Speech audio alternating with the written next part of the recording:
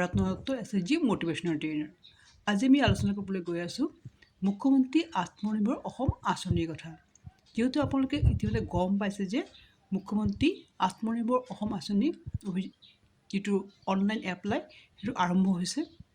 এই আঁচনিৰ জৰিয়তে আপোনালোকে যিটো ইয়থ জেনেৰেশ্যন আছে, ইয়থ জেনেৰেশ্যনক ডেভেলপমেণ্টৰ কাৰণে এটা অনুদান দিয়া হৈছে।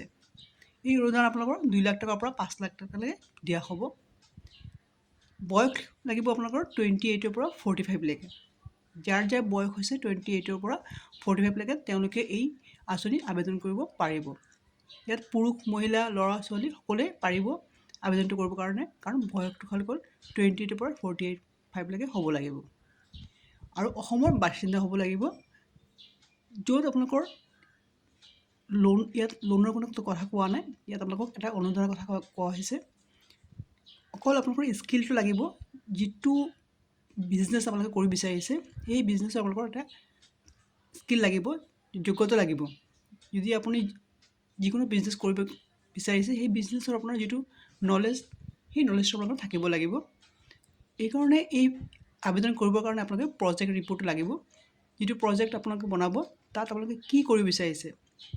যদি কিবা ইণ্ডাষ্ট্ৰি খুলিব বিচাৰিছে, ম'মৰ ইণ্ডাষ্ট্ৰি খুলিব বিচাৰিছে, মাছৰুম বিজনেছ খুলিব বিচাৰিছে, DTP চেণ্টাৰ খুলিব বিচাৰিছে, কাপোৰৰ বিজনেছ কৰিব বিচাৰিছে, ছাগলী পালন কৰিব বিচাৰিছে, কিবা ফাৰ্ম খুলিব বিচাৰিছে, সেই গোটেইটো বস্তু আপোনালোকৰ নলেজ লাগিব।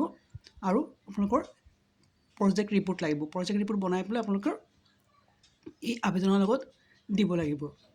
গতিকে এই আবেদন অলৰেডি 11 মাৰ্চৰ পৰা আৰম্ভ হৈছে।